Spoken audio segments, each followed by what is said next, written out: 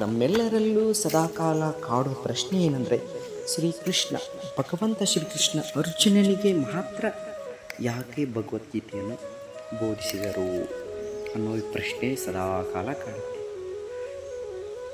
ಯಾಕೆ ಅಂದರೆ, ನಿಸ್ವಾರ್ಥ ಮನಸ್ಸಿನವರು ಮತ್ತು ಗೆಳೆಯನಾಗಿ ಆತ್ಮೀಯನಾಗಿ ಪರಿಪೂರ್ಣ ಒಳ್ಳೆಯ ಗುಣದಿಂದ ನಿಸ್ವಾರ್ಥದಿಂದ ಒಳ್ಳೆಯ ಭಕ್ತನಾಗಿರುವುದು ಅರ್ಜುನರು. ಹೀಗಾಗಿ ಅರ್ಜುನರಿಗೆ ಆ ಭಗವದ್ಗೀತೆಯನ್ನು ಬೋಧಿಸಬೇಕಾಗೋ ಪ್ರಸಂಗ ಸಂದರ್ಭ ಅಲ್ಲಿ ಬರೋದರಿಂದ ಅವರಿಗೆ ಬೋಧಿಸಬೇಕಾಗತ್ತೆ.